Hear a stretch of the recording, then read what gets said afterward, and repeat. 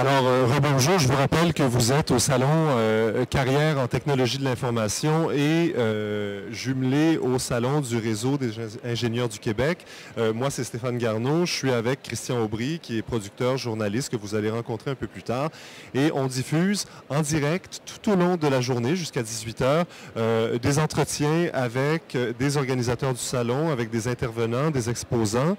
Là, j'ai avec moi Judith Barrière, qui est conseillère ressources humaines pour l'entreprise Roche Groupe Conseil. Madame Barrière, bonjour. Bonjour. Bonjour. Alors, pour qu'on comprenne bien ce que vous faites ici, dites-moi ce que c'est que Roche Groupe Conseil. Roche Groupe Conseil, on œuvre principalement en génie conseil. Donc, on a divers secteurs d'activité, autant au niveau structure, génie civil, mine métallurgie. Nos secteurs sont diversifiés. Donc, on touche un petit peu à tout. Et alors, parlez-moi un peu du marché de l'emploi dans votre domaine. Évidemment, vous vivez la pénurie comme tout le monde qui est ici. C'est un peu la raison d'être du salon. Alors, comment la vivez-vous? Vous avez combien de postes à combler? Est-ce que c'est difficile de trouver le candidat idéal? Exposez-moi un peu les raisons de votre présence. Parfait. En fait, nous, on cherche autant des ingénieurs juniors que des ingénieurs seniors. On s'entend que la difficulté, je pense qu'on l'a tous dans le marché, les employeurs se butent au niveau des ingénieurs intermédiaires qui sont pratiquement inexistants ou qui ne sont pas prêts à changer d'organisation. Donc, c'est vraiment d'aller tâter le terrain pour savoir est-ce qu'on va pouvoir rencontrer ici des ingénieurs plus intermédiaires et seniors par chance. Donc, c'est le but principal là, du salon. Très bien. Alors, est-ce que vous en êtes à votre première présence au salon? Non, on est là à chaque année. Vous êtes là chaque année? Oui. Alors, parlez-moi un peu de l'importance d'un salon comme celui-ci pour une entreprise groupe conseil comme vous. Bien, l'important, je pense, c'est le contact humain qu'on n'a pas nécessairement par le site Internet. C'est-à-dire que là, au moins, on peut identifier les besoins, les intérêts du candidat, autant que les besoins que je pense que je connais très bien de nos gestionnaires. Donc, je sais quel type de profil ils ont besoin, les besoins aussi éventuels. Donc, des fois, on peut rencontrer des candidats intéressants. On sait qu'il n'y a pas de poste nécessairement d'ouvert. Par contre, on leur mentionne dans 6 mois et effectivement, on va avoir des postes intéressants. Alors, moi, je suis un candidat qui, dans les grandes lignes, correspond par mes compétences, mes diplômes, à ce que vous recherchez.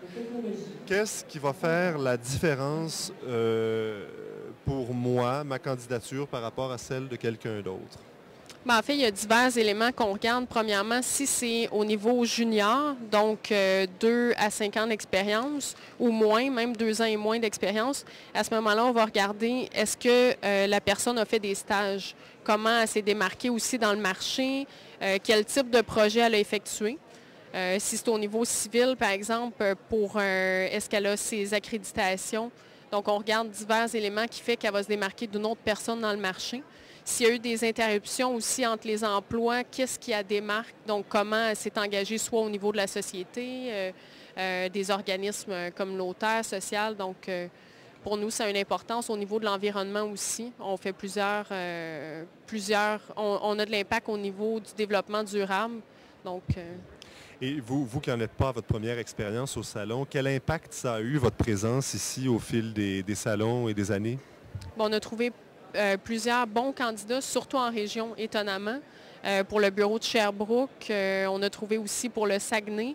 Donc, même ici à Montréal, qui est surprenant parce qu'on se dit on ne rencontrera sûrement pas des gens qui veulent aller en région, mais étonnamment, et pourtant. Oui, ça nous permet de rencontrer ce profil-là. Et ça, c'est une bonne chose. Et sinon, le reste de l'année, vous passez par d'autres filières de recrutement d'emploi, que ce soit le site web, les annonces, JobBoom, etc. Ouais. Oui, on a un peu aussi les journées carrières dans les différentes universités. Roche, c'est une firme qui est québécoise, donc on regarde à attirer beaucoup de juniors pour pouvoir les former, avoir une progression de carrière dans l'entreprise, apprendre nos politiques, nos façons de faire, le type de client, parce qu'on s'entend qu'en génie conseil, on n'est pas fonctionnel après 3 mois pour un junior. C'est vraiment, ça prend beaucoup d'investissement de notre part, autant au niveau des stages que la première année en emploi, puis par la suite aussi pour les formations.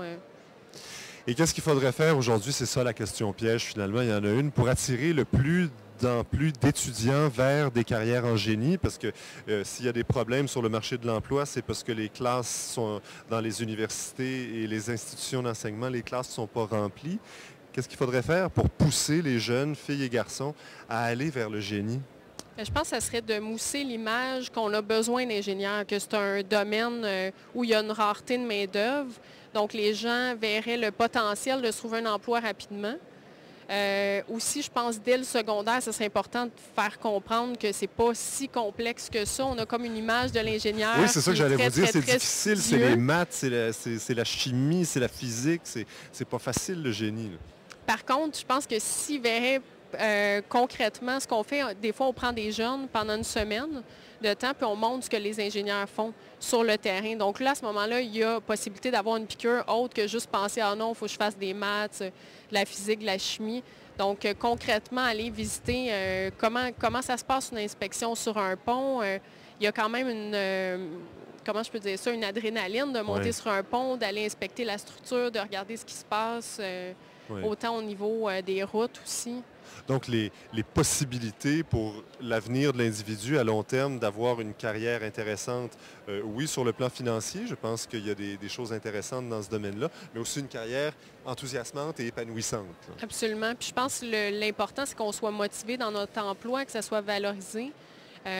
Puis ce qu'on entend un peu plus, puis ça date d'il y a 10 ans, c'est ingénieur civil, tu sais.